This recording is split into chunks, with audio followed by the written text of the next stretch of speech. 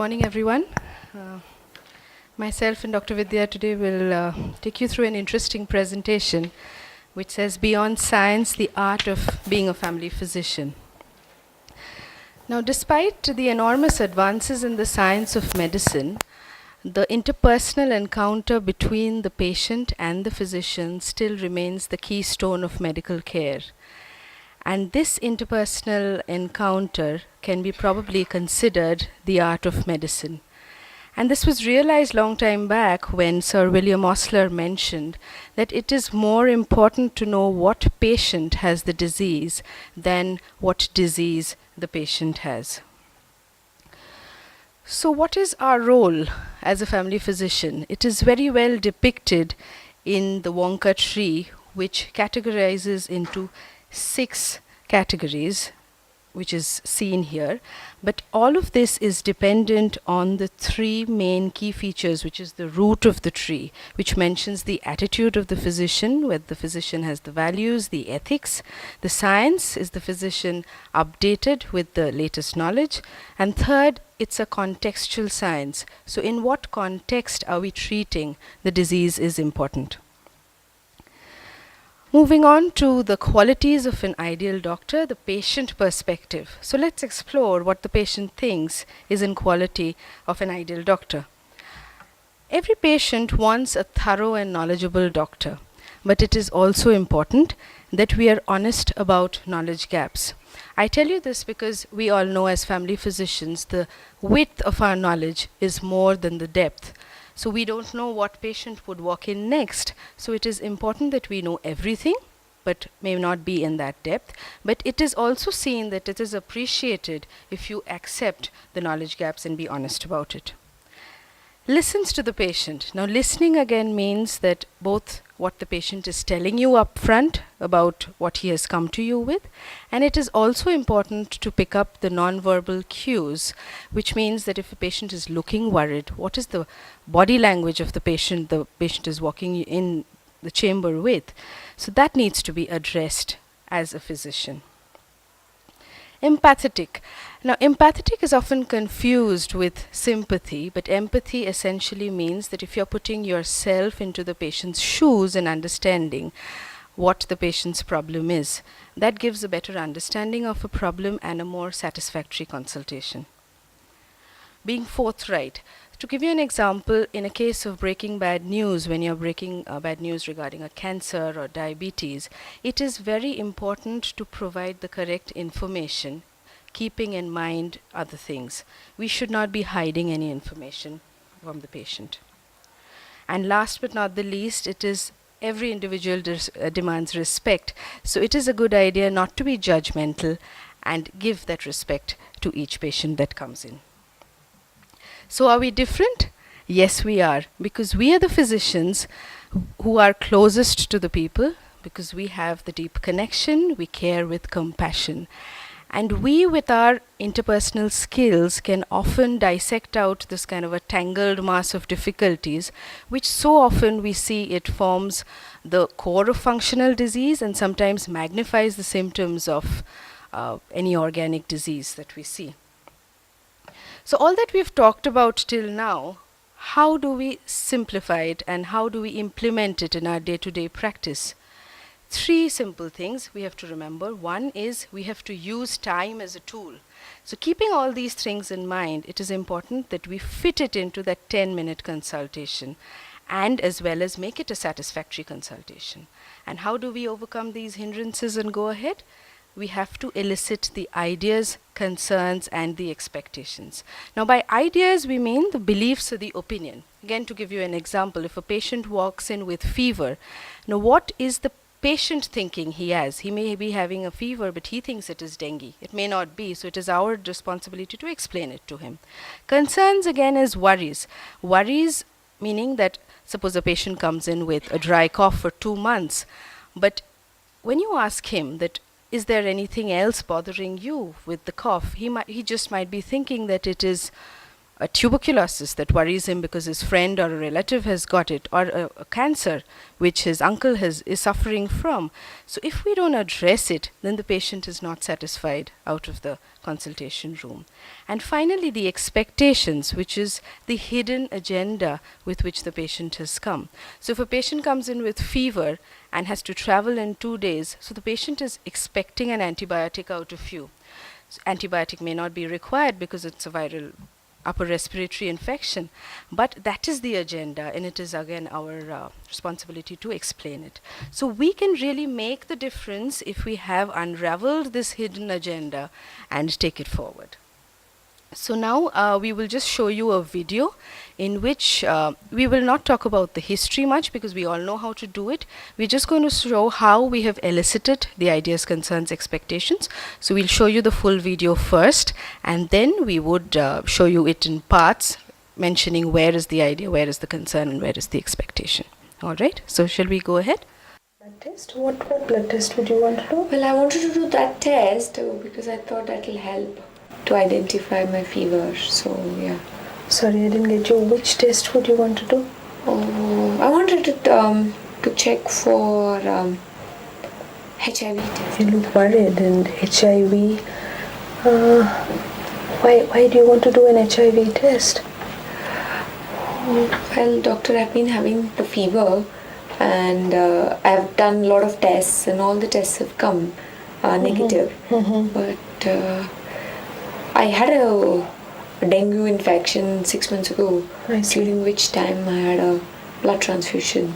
I see. So, because the fever is also coming, right, so I thought I should get it checked. So you're worried because of the blood transfusion you could have acquired an HIV infection, is what you think? Yeah. Yeah, that's one of those things, right? Because somebody told me that with the transfusion you can get it. True. Anything else which is bothering you, I mean, which makes you think of HIV? So, I'm going to get married soon, so the next 3 months. I see. So, I had a physical relationship with my fiancé, so I was just thinking, could it be the transfusion or because of the physical relationship? I'm not sure. But I do understand that you're worried for both reasons. I'm very worried because the fever is also coming and I had all the tests done. Right. So, but could be HIV as well, right? So right. See, at this point in time, you say that you've been having recurrent fevers and you're thinking of HIV, but we don't have anything, any tests in hand now. So what we would do is we would take it step by step. So initially, for the fever that you have now, I'll treat you for that. Since everything else looks normal, you've got already a battery of tests done and everything looks perfectly normal. So I'll put you on some symptomatic treatment in the sense that I'll give you medicines for fever and a lot of fluids, and I see you back. But yes, you're rather concerned for the HIV test, and rightly so. If you're getting married, it is important for us to do it. So what I would say is that we have a screening test initially. Because I wanted to get it done. That was one of the reasons I had come. But yes, I just want to make sure that the results remains confidential, because at this point I don't want to discuss with anybody on that. And you can be rest assured about that. There will not be any, and nobody will come to know about it. But it's good that you thought about it, and it's also important that we do the test. So surely we'll go ahead with the test, and then I'll meet you with the reports. Okay. Thank you. So I hope we have been able to show how to elicit patients' ideas, concerns and expectations. It's mainly to go in detail about, it's all important, whatever the presentation might be, everybody has their own thoughts. Like, it's very, very common that patients have their own thoughts about, this is what is my problem, I need to work on it, can doctor help me? Unless we ask them, they will not tell, unless it's a very, very simple one. Let's say if they have a fever, then they will say, I have a fever. But if we ask them in detail only, then they will have some issues and they will talk about it. So that's what we wanted to highlight. And if we can incorporate during our every session with our patient, this will definitely make us a better doctor. As a general practitioner, we should all be working on it. So I will just discuss one case today because we have 3 cases. but I just gathered from the organizing team that we all have to assemble down for our union minister presence. So we'll all have to be there before he comes to the main hall. So we'll just have one case discussion where we would like to discuss with the delegates here, what do they think about it. A 28-year-old lady attends to our clinic with headache lasting for 4 weeks.